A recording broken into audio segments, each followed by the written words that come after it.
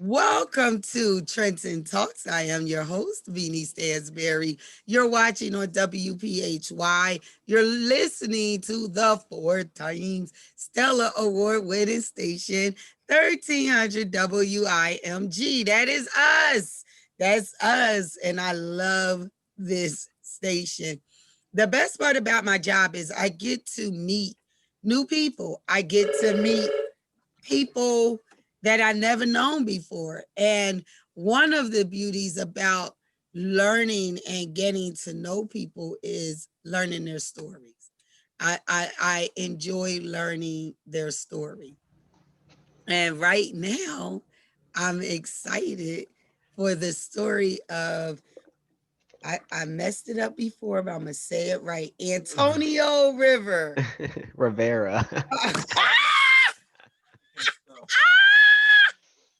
Close. We got closer to yesterday. Oh my God. So yesterday I messed up your whole full name. And today I messed up your whole last name. Yeah, it was Who first does name that? yesterday, last name today. It's all right. And what's sad is this right in front of my face. It's right there on the screen, huh? Oh All right, man. never mind. I ain't even gonna mess with it again. How are It's you? fine. It's fine. I'm fantastic. I'm doing all right. I'm doing all right. Oh my goodness. So modern technology, let's start with there. Um, one of the things that we have grown for right now is modern technology, especially during COVID. Hmm. COVID-19 has made modern technology Zoom, for Yeah. pun intended. But it really has. It made it Zoom. But sometimes I think we get a little bit too reliant on modern technology. And I tried to interview you once, and modern technology just shut me off. It just, Yeah. the computer just shut down. What do you think about this and the way we're using modern technology? And do you think that we would ever get back to being personable? Yeah, I mean, I think obviously with COVID, it's made everybody have to adapt and adjust. But Zoom came out and was prevalent before COVID. And I think Mhm. that was just to streamline meetings. You know, you have people interviewing from other states. Like if you want to hire someone who is in another state to travel to your state, um, it's an efficient way I think to still connect with people, to hold meetings, because before Zoom it was a few different avenues you could use, but this I think is the best way to do it, and I like it overall. I think it still feels personable, but I think after COVID, you'll still resume in face-to-face meetings. They're more impactful. You know, the energy is different when you're in front of someone, you're talking to someone, you can really feel like that vibe and feed off of each other. um, but yeah, I think after everything, this will still be a way to connect, but we'll be able to resume the in-person stuff too. Okay. One of the reasons I look forward to interviewing you was a book you wrote, Yeah. and it was a book about molestation, right? And the way that you described it and talked about it, and the fact that there were teens in it, Hmm. because people studies show, but people sometimes don't realize how important those teen years are. Hmm. And we tend as a society to not pay them as much attention, right? Correct. When they become teenagers, they're no longer adolescents, you're no longer guiding them and grooming them. So you expect the things that you taught them to hit them in their teens, where the teens is I'm not a child, but I'm not grown. Hmm. And I'm still navigating through this system, and a lot of times unsupervised, Correct. right? So I was excited that you wrote this book about molestation, especially coming from a teen's point of view. Why Hmm. did you do that? You know, the story idea I got years ago when I was a little bit younger. So I'm 26 now, so I got it like going into my 20s. But I had met people and spoken to people when I was a teenager, all throughout high school and everything like that. So writing these characters, it was something I could connect to a little bit better. because of the age range, and also because of like the statistics that go into it of teenagers that deal with sexual abuse at a young age. A lot of them turn to alcohol abuse, usage, things like that, because of this inability to kind of hold all of that in, and kind of like try to live life normally. um, so I think just being a teenager, not that it's it's not also hard for adults, because I know it's also hard for adults, but I think just a teenager is just a prime time to kind of like zoom in and look at it, and kind of try to understand what they go through when they're that age, because you're dealing with growing up. You're in school, high school, things like that. That's its own animal, high school. So, and then, like you said, kind of transcending to adulthood. So all of that kind of mixed into one. It's already hard enough for an ordinary teenager who hadn't gone through something so traumatic to go through high school and to get ready for college and get ready for the adult life. So now writing about these teenagers who have to do all of that with this thing that's been holding them down for so long, because they don't know how to deal with it, they don't know how to express it or go about it. I felt like it was best to write about them and to tell their story, on how they overcome it, and through friendship and through understanding each other. So that's why I picked teenagers. I felt it was more important to kind of focus on this age group now. What's the name of the book? And show it to us. Sure, sure. So here's the book cover. All right. Yes, it is right. We can see it. Yeah. That's Perfect. nice. Now Yeah. say the So name and tell me what the meaning is. all right. So the name is Dissonance. It's not a super common word. It's best described how I have it on my website, how I put the title, because some people don't know what it means. But I use it in the best context I can describe it is not in agreement with something. Excuse me. Um, so these teenagers feel, how I try to portray them is that they feel different. They feel like they can't go through the normal, channels and growing up. They can't just grow up normal. So they're kind of different in that way. So that's the context that I use the title in. So it's not a common word, but I felt like it was a good way to describe how they all feel different, and it's a group of them who all have similar feelings. When you was thinking of that title, what made that stand out? Like I know you said it's always it was like that group and they felt Hmm. differently, but that's a strong word to kind of introduce to the world. And Yeah, I yeah. say that introduce because I know words, but that was one I never knew. Yeah, yeah. Anyone who writes, they'll tell you for the most part, like you don't come up with a story title like in the beginning, like you really start writing the story first, and seeing how it comes out and everything, and then the title kind of like brings itself forward after time. Um, the title was actually different a few years ago. Oh, Um, yeah, it was different a few years ago when I first started writing it. And then I came across this word, and I it was something about it that I liked, like what it captured on it, on them being different and not agreeing or not fitting into this kind of like normal lifestyle, and having to kind of like go outside of it, and have to grow and adapt. And I saw the word and I was like, well, there's a group of them, there's five of them. um, I wanted to include all of them, and the original title was more so like it was more about the main characters, because the story has two main characters and there's a romance between them two, so that you can follow that as well. It's a young love, a young romance between them. They're both 17. um so I didn't want to just focus primarily on those two. I wanted to kind of get the whole group involved. So yes, it is a new word, but I feel like it's still can bring attention to it if people, they know what it means, or can learn what it means. But overall, I felt like it was a way to capture the five teenagers, a group of kids who feel that they can't go about life the normal way. They're not in agreement with the way that things normally are. I like it though. It's catchy.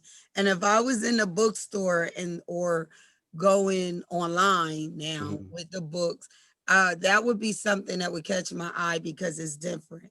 First, I would have had to look up the name, Yeah, and then I would have went on yeah. and did it because it was catchy. It Well, is. yeah. How can we get How can we obtain your book? So I self-published on Amazon, which for anyone listening, if at any point you wanted to publish, Amazon is extremely, easy to do. That's not an endorsement or anything, but it's extremely easy to do on Amazon, and that's where I published it for now. So I have the digital copy and the physical copy. You can order both on Amazon. You can actually just type the name of the book, Dissonance, Dissonants, and then just my name, Antonio Rivera. You can just search it that way. Um, and that's how you can get a direct link to the book. Tell us an overview of what the book is, because you said interesting things that my brain like dissecting, because when I am done with my PhD, I was just going to say my master's, but I'm lying. So when I'm done with my PhD, or probably prior to it, that's my target goal, is to help teenagers, Yeah. to be there for the teens, to be their outlet. Now, by the time I'm done, I will be able to counsel the whole family, but my focus will really be on teens, because I want them to have a fresh start and a good start going in. But one of the things we would do as grown-ups now, but forget when we were teens, is love. Like our teenage love sometimes was the most tangible love we had. And Hmm. a lot of times, me, grew up trying to mimic what my teen love was. And I tried to find that in my ex husband, and I didn't. And then I tried to find that in men that came behind him, and it didn't. I couldn't. But people were saying that's just puppy love. Teen love is puppy love. Love is love. And whether you're a teen or not, when you fall in love, you might fall in love more frequently as a teen. Hmm. But we tend to make teen love not that important. So why was that important for you to put it in the book? So for it, if you look at the cover, it is centered around these two characters. So these are the two primary characters, Ben and Joe. Mm. So they're the two pillars in the story. So the story starts with them and ends with them. So um, Joe, as the character, had dealt with the sexual abuse when she was younger. So as she was growing up and she's having all of these emotions and all of these negative feelings and having trouble growing up, she finds this boy who doesn't judge her. First and foremost, you don't want to be judged. You don't want to be seen as different. You don't want to be seen as damaged goods. So she finds this boy who doesn't judge her, doesn't care about her past or anything like that, sees her in the present, sees her for who she is, and I think that's super important in those steps to being to feeling at least normal in a way, or feeling like you could be accepted or loved again after that being kind of stripped away from you at a young age. So she finds him, and he does that for her. He makes her feel accepted and loved, and that's why she clings on to him. And she says in the story that he saved her, like he saved her life. So I always wrote romance stuff in the past. Always wrote romance, and I wanted to branch away from that. I wanted to get away from that, but I still found a way to tuck it into this story. So their story is told, and the other three teenagers cling to them. They find them throughout the story, and so these two are the primary figures in the story, and it revolves around them and kind of how they grow.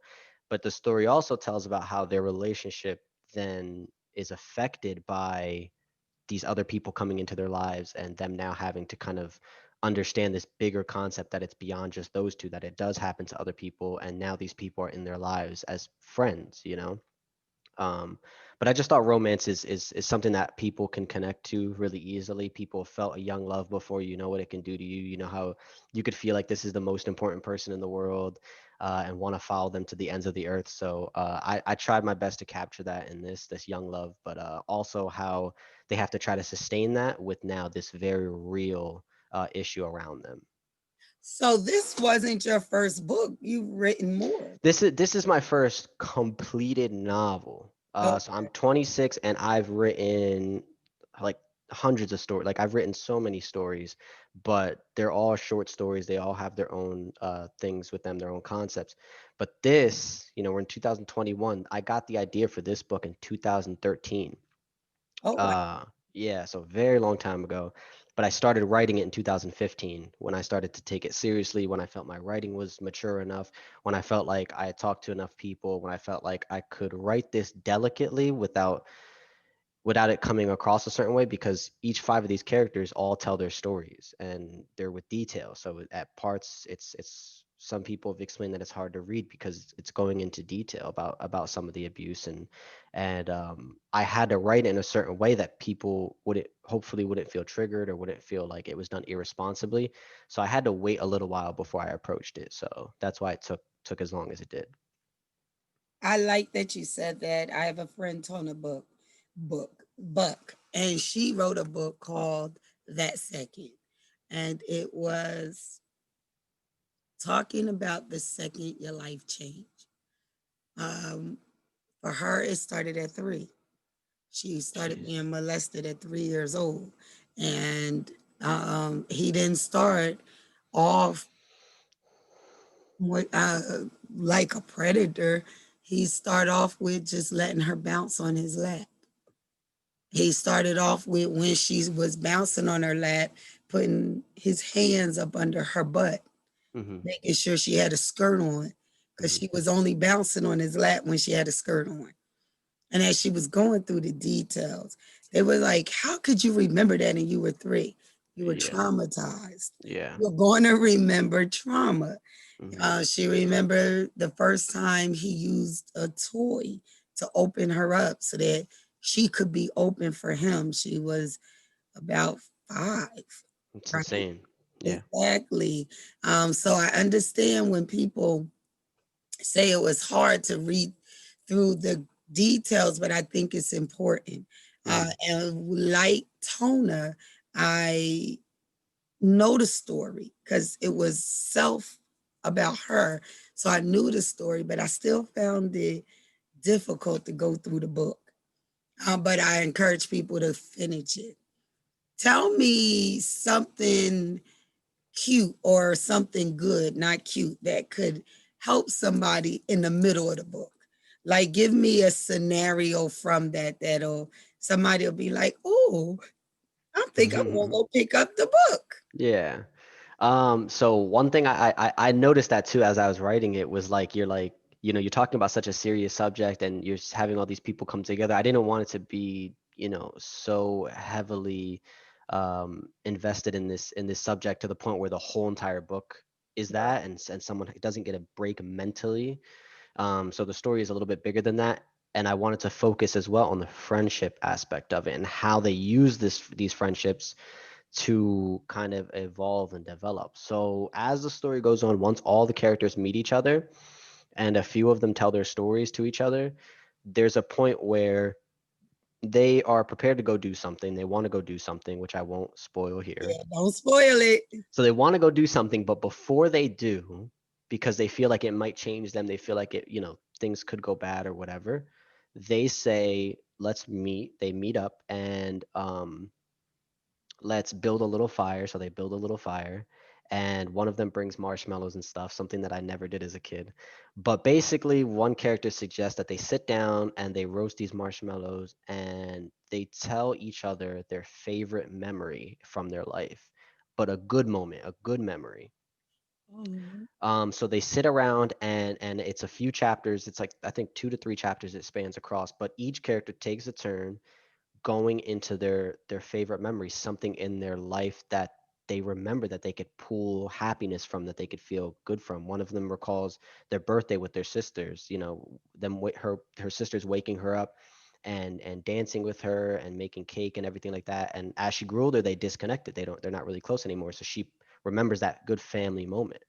Um, Another character remembers going to New York and feeling free for the first time after living in a Muslim household growing up, not being able to really do stuff with restrictions and everything, so feeling for the first time in his life that he could breathe. So that I feel like is a good moment. It's a bright moment in the story, of these people being able to share these personal things about themselves, about something that makes them happy. So I feel like that's a good, and it's like I said, it's towards the middle of the story, so it's like a good break, I think, before things get serious again. I love that. You are what you said, 26. Yeah. And you sound like you are my age, which is 25 three times. It's 25 two times. So that's what I'm going to say. Yeah. That's my new age, 25 times two. Um, but that's really a good thing to navigate in a book. You know, you have your heavy moments, but you also need those feel good moments. When you were growing up as a child, did you have a lot of feel good moments? I mean, I did. We spoke about it briefly before, but I did. I grew up in Trenton. And yeah, I grew up in Yeah. Trenton, born and raised in Trenton, South Trenton. And yeah, like growing up, I mean, it was really just with my family, being with my family. That's what I remember the most is us kind of sticking together as a unit. Um, so I don't have like a lot of times of like, you know, moments where I was especially happy. I think as a whole, I was just happy because I got to just be with my family and friends and in my neighborhood and everything. And that's why I kind of wanted to talk about Trenton and kind of come back because I do want to give back in a way to the city that I was raised in. But overall, my childhood was fine. It was a good childhood. I had loving family and everything like that. My siblings and everything. So yeah, no complaints. No complaints. What was your most memorable moment? Because you no longer live here, No, correct? no. So before we talk about why you're no longer here, Hmm. give me a memorable moment because I get tired of people dogging the city that I live in. I Uh, know. and I actually choose to live here. Hmm. It's not like it's a force. I Yeah. chose to live in Trenton. When my Hmm. ex-husband was in the military. Um, he wanted to settle down in Virginia when he got came out, and I was Hmm. like, "No, don't like Virginia. It's not home." And he Hmm. was like, "Well, I don't want to go back to Trenton." I said, "Well, our marriage is almost over anyway, so you don't have to come back." Oh And my. he was like, "Well, that's what he said." Yeah.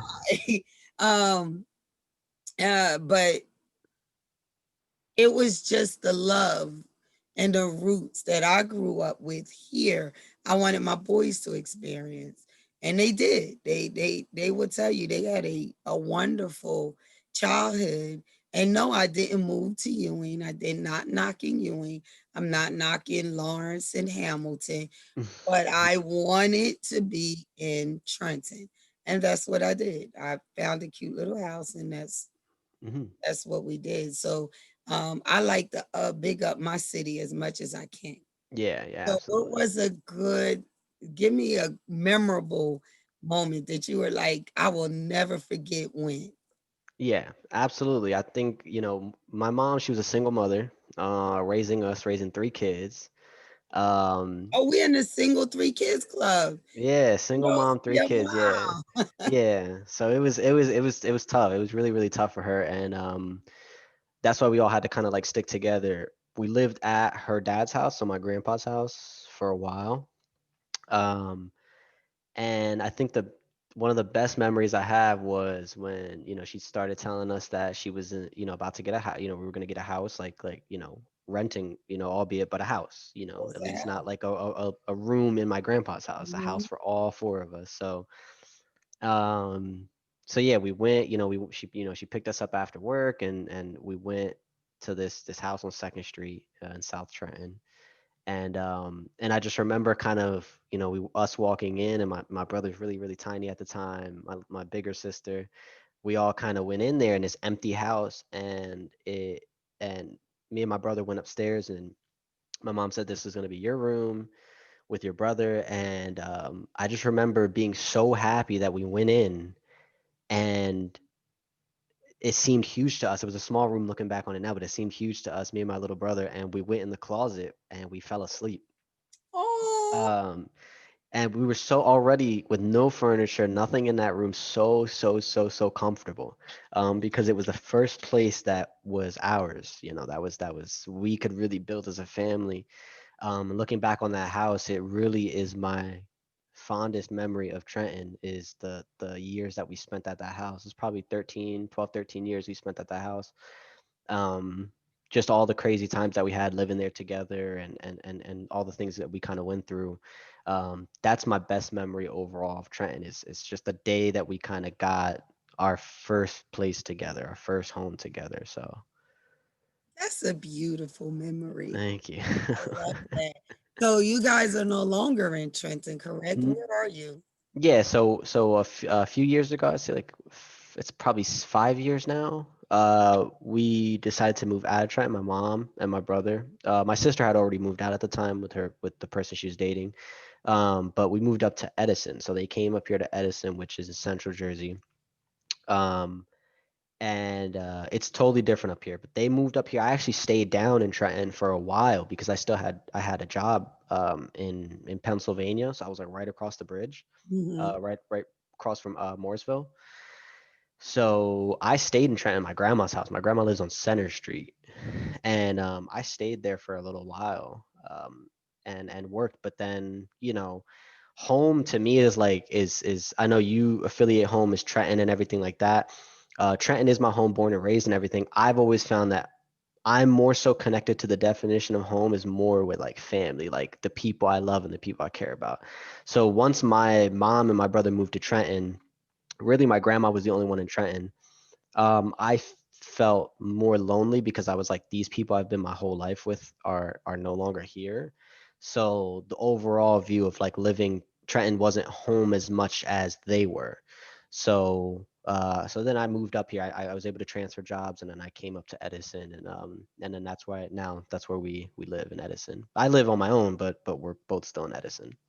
Well, home was my family. All my family is here.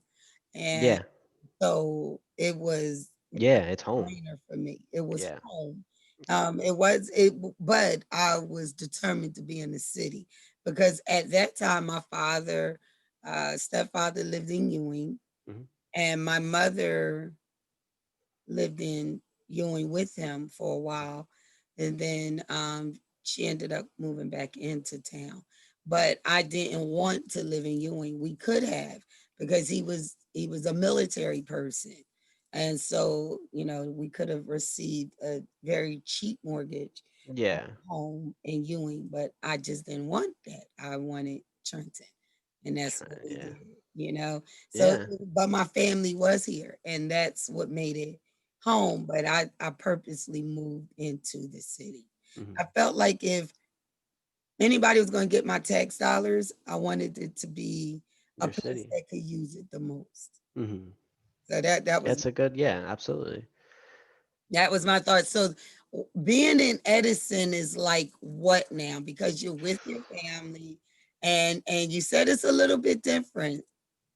Yeah, it's very different. Like overall, just like kind of even when you just step outside, like the area is completely different. Like Trenton felt like, when you were in that neighborhood, like it was like a community. Like, when on your street, everybody on your street, everybody in the neighborhood. You could walk down the street, people from this town or whatever. Um, and the life, I guess, outside, everybody's outside the summer, everybody's kind of doing stuff in the summer. I say here in Edison it's just more like suburban. It's like, everyone kind of like keeps themselves. It's very quiet. And it's a lot of, I live near Route 1. I live right next to Route 1 pretty much. Okay. So it's a lot of business. There's a college here and everything.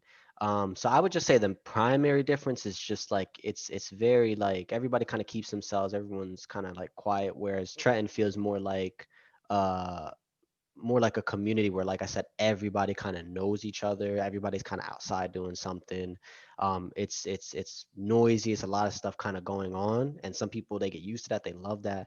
For a better part of my life, I was very much involved in that, that kind of atmosphere in Trenton. So it's different up here. I think as you kind of get older, you kind of want a little less chaos. You kind of want a little less going on. You want to focus on your stuff. So you want to kind of go into the area where it's a little more tamed. So I'd say that's kind of like the biggest difference, but nothing much more than that. So now that you wrote this book, And show the people the name of the book and tell us how to get it again. Yes, yes, yes. Dissonance here. Yeah, on Amazon. I don't think I'm at the point yet where you can just search my name, Antonio Rivera, but um, the title as is here, it's pretty. Like I And said, the spell it for spelling. those that will be listening Hmm. on the radio because this will be on television, but it also will be on the radio. Hmm. So the spelling of the title is Dissonants. Dissonance. Now Um, read the back of your book for me because yeah, see bookers like and see I came up with a new word, that's but good. That's a good word. will take and skim the back. And Hmm. what happens is you're either going to catch us with the back or you're going to lose us. Hmm. Um, and back when I used to read a lot until I came started school. Once I started school, all my what is that leisure reading Hmm. stopped. But when I did a lot of leisure reading, that's how I would decide what book I was going to read. Yeah, yeah. So read the back of your book for me. All right. So I'll read the back. Joe was broken.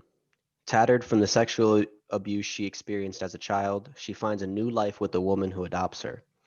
Still, she keeps running, hiding, and fighting as the years go on, until she meets Ben, a kind boy who she shares a class with during her freshman year of high school. Free of judgment, Joe falls in love with him and reveals her scars, creating an unbreakable bond. Now in their senior year, Ben is drawn back to his childhood friend Emily, who faced the same abuse as Joe. This drives him to help her escape that reality, but before he can do anything, she is sent away by her abuser and father, Robert. Thoughts of leaving a dear friend to suffer takes its toll on Ben, a weight Joe shares with him. Soon after, their paths unexpectedly cross with three others, three powerful stories that tie them all together.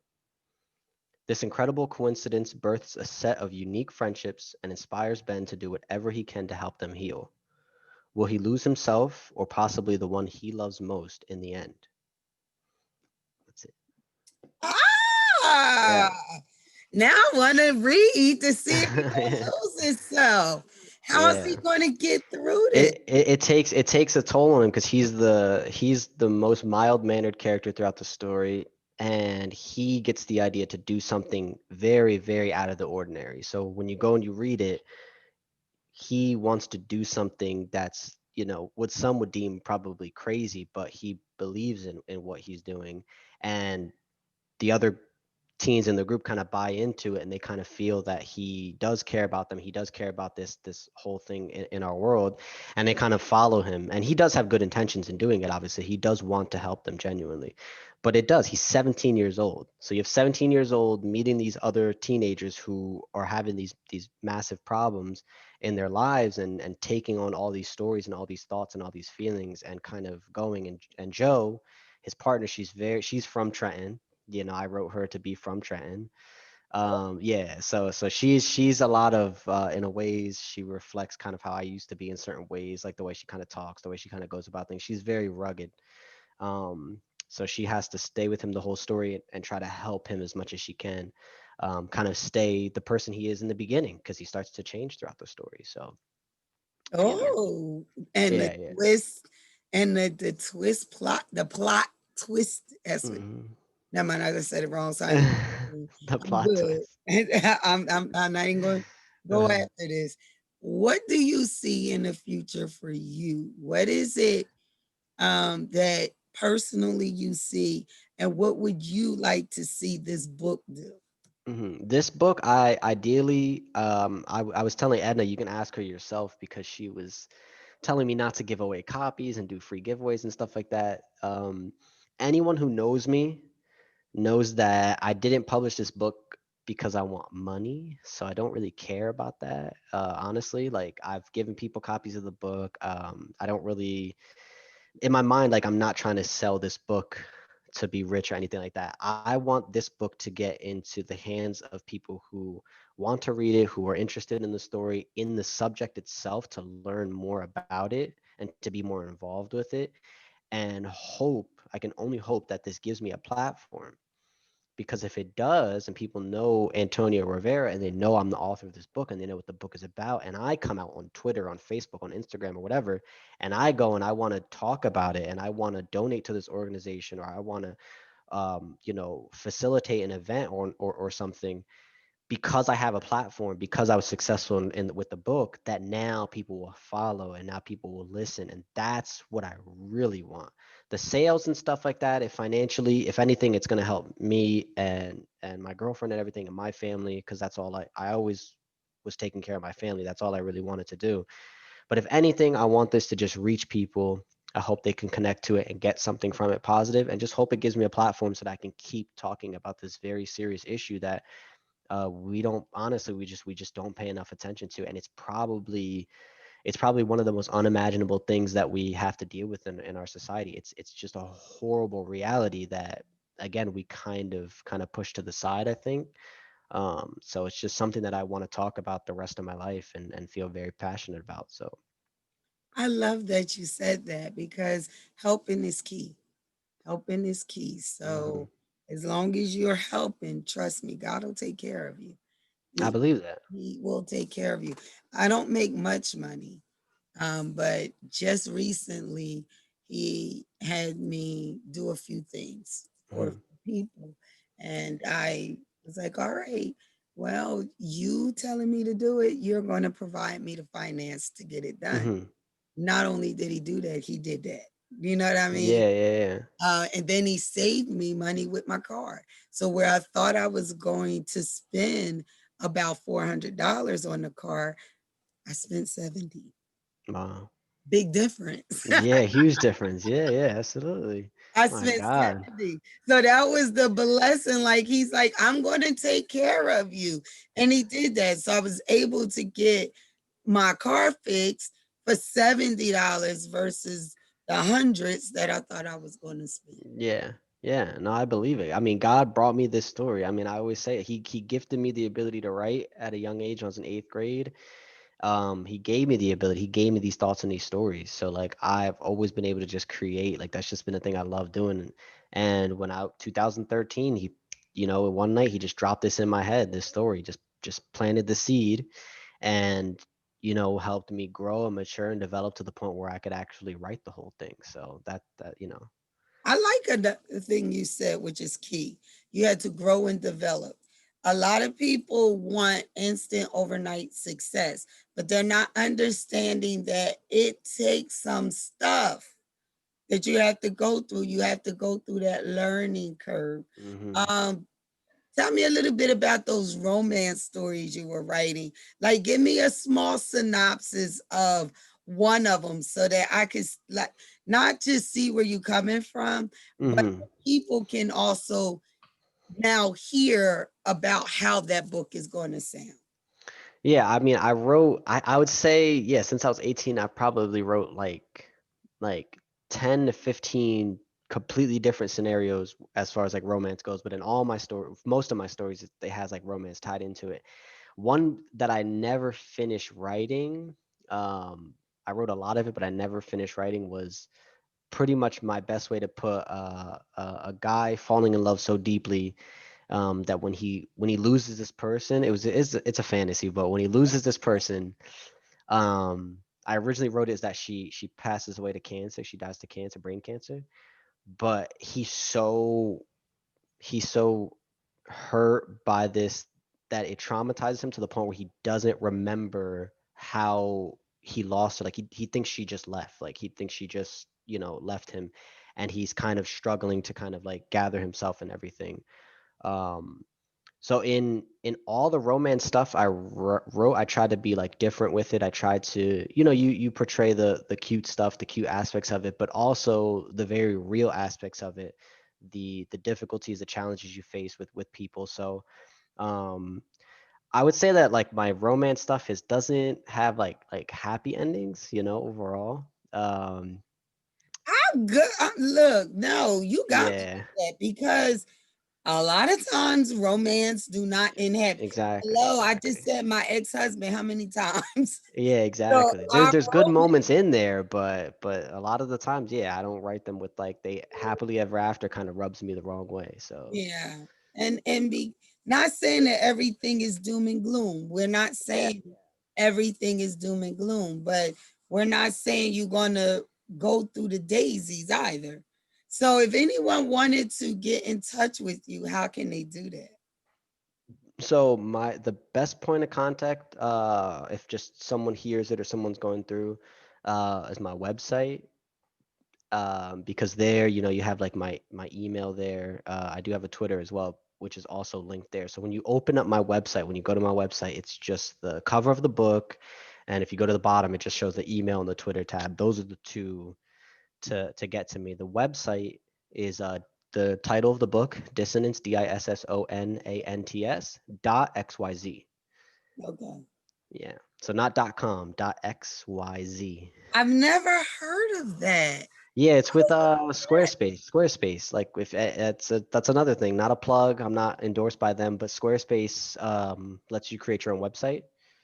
So I used Squarespace years ago to create this website, and it lets you pick your name, your domain name. So you can have .com, .org, .net, whatever. And I saw .xyz, and I just thought it kind of stands out. You'll remember that. So yeah, so that's yeah, it's my website. I've never heard of .xyz. So that's Yep. Dissonance.xyz. That is my website. So you pull that up and you'll see the book. You'll see it says available now. You can click, that takes you directly to Amazon. But also if you click the main site, it says main site right next to it. You'll go there and it says stories at the top, and I have 6 short stories on the website. If people don't want to dive instantly into the book without knowing my writing style, because writing style does matter. Some people don't like how other people write, they don't follow it as well. right. So I have my short stories on there. You can go and you can kind of uh, at least get an idea. And also, the first 5 chapters of the book are also on the website. If you want to read the first 5 chapters for free without buying the book first, you can at least check out and see if you like the story through the first 5 chapters before you actually commit to buying it. That's beautiful because a lot of people don't offer that. They Yeah, yeah, it's on my website. Yeah. yeah, you gonna buy it or you're not. No, no, you can go, you can get a taste, you can go read the first 5 chapters, which I think if you read the first 5 chapters and you like it, you'll finish it. If through the first 5 it doesn't really like grab you, then then it is what it is at that point. But that's why I put the first 5, because I think you get a good idea of how the story is through those first 5 chapters. Again, your short stories being on there. Why was that important for you? Short stories are super important because they're the building blocks to this novel. I wouldn't have been able to write this novel without writing short stories. They're good practice. It really is an art to write short stories because you're trying to capture a small moment. I have 444 pages here that I was able to tell, all these stories in this huge concept. With a short story, you have to try to tell a story, but like in a glimpse of someone's life or in a glimpse of something. So it's really quick. There's usually going to be questions after, like, well, where'd this person come from? What did they do after? But I always wrote short stories because I never believed I could finish a novel. Um, You so yeah, I did always great though with finishing a novel. And yeah, it took a while. I want to talk about the words you just said. It took a while. Why? Well, mostly just it's 2 things I would say that it took me the 5 years that it took to write it. Because like I said, I got the idea in 2013, but I'd like just played around with it. But I started writing in 2015. So 2 things primarily. One is my own maturity and growth and development just as a human being, learning more about the world, learning more about people, understanding concepts better, right? So I was 20, 21 years old. I'm still like a kid at that point. So just growing up and learning and becoming more mature as a man, and as a writer as well. That was the first thing that contributed to it, to the length of time. The other thing is the just our human laziness. I mean, everybody is, we procrastinate, you get distracted. I met a girl, or at, between that time, I've dated 2 different people. So you meet people, you meet friends, you meet all these different kinds of people. You start a new job. So it's just like all those things factor into me just taking more time to finish it. You get distracted by those things. You get kind of engulfed in like all these different things in your life. So that's why it took time. But I always preach patience to anyone who wants to do something. anyone who wants to create something, just to be patient and to do it at your own pace, be committed to it. But don't get discouraged if it's taking longer than you expected, because God's timing is perfect. I always tell people, like this book could not have been done any sooner. When I finished, it was the exact moment it needed to be finished. It was never meant to be finished before that or after that. So um, yeah, that's why it took a little long. You gave wonderful advice, not for just young people, but people in general. I often use an analogy about cooking slow, Hmm. right?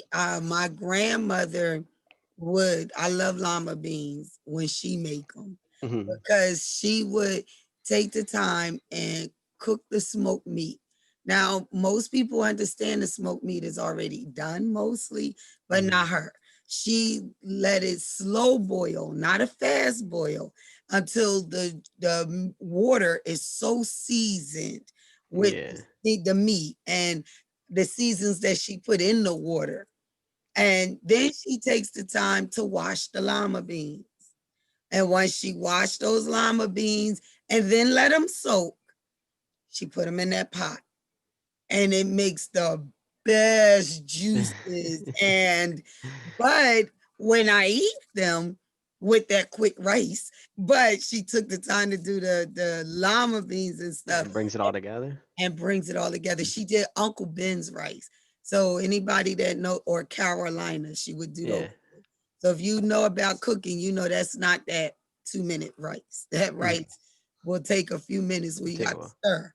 Yeah. But when you sit down to eat, you really don't even need a meat. You got the lima beans, the cornbread, and the rice, That's it. Yeah. and but you take and then you can enjoy it. Like Yeah. to go to get some canned lima beans, pour it in that thing. Will it taste good? It'll be good, but it won't have that same what they say love in the food. Hmm. So taking the time means a lot. And I'm glad that you did that. I had so much fun talking to you. Yes, likewise. Absolutely. I enjoyed it. Again, I want you to give your mom a shout out because we belong to the Single Moms Club and raising three children. I had three boys, young men now, Hmm. grown young men, but it's okay. So give your mom a shout out, your family a shout out, your girlfriend. I want to let's before we move on because I have a few more minutes. I want to talk about that. How important it was for the person that you're with to see your vision. Yeah, my girlfriend is super, super, super important. I'd already been writing it when I met her, but she's introduced me to so much. She is a um, good Christian woman, like overall, and I wasn't really in that Christian lifestyle before I met her, like at all. So she got me to go to church and things like that. So, but more importantly, she's just one of the kindest people, most wholesome people I've ever met in my life. But she's actually the first person to read the book in its entirety. When I had finished it, I said, hey, can you read this for me to let me know? She's always been honest. I know she would never lie to me. So she would never say, hey, this is good when it's not really good, or hey, I like this when she didn't really like it. um so she's really, really helped me along the way. She's been with me every step of the way. If I go do a book signing or I go do whatever and I say, hey, do you want to come, she'd be with me, and she'd be offended if I didn't tell her to come, if I didn't ask her to come. Oh, So she's like one of those people that's just like always going to be there for you. And I think that any one success, usually you'll find that there's someone kind of there working in the background with that person, keeping them sane, kind of like at the end of the day when they're home, kind of just talking to them and everything. She does all the little things. So she's incredible. But as well, for like you said, for my mom, just the reason why I picked this name as my pen name, Rivera, as my mom's last name. um so I felt like it was a way to kind of like honor her. It's a name I want to use to go forward with all my kind of creative works and everything like that. To kind of carry on her legacy and everything. So, like I said, single mom, you know what it's like. It's hard. mhm. There's a lot of times where she was really like depressed. A lot of times she didn't think she could kind of keep pushing forward. But the reality is that she did what she needed to do for us to survive, for us to be as happy as we could, and then obviously to get up here to Edison, and now for the man I've become, my sister. She just had a baby last year, so this is the or 2 years ago, so this is the first grandchild in the family. So my mom's super happy. So just she did an amazing job. So yeah, I love my mom to death. So yeah, I just wanted to put that out there too. Thank you. Well, thank you so much. You have been listening to In the Public Interest. I am your host, Veenie Stansbury. And with me, I'm going to say his name right because I'm going to look at it. Yeah. Antonio Rivera. Yes, perfect. To close it out. Not going to tell you how much Uh, because I still wanted to call you. And I'm like, Angelo. oh my gosh, why? Yeah, That's yeah. not even spelt like Antonio. They're not. Yeah, Oh, yeah. but maybe It's fine. You got it. you're supposed to be Angela. Maybe I look like Angelo. That's it. But thank you so much, sweetheart, for joining me. I pray much success on your book, but I pray that your vision comes true about being able to get it in the hands and do a curriculum behind it. Yep, yeah, I pray absolutely. that. Thank you so Thank you so much. much. Thank you. All right. Have a blessed night, everyone.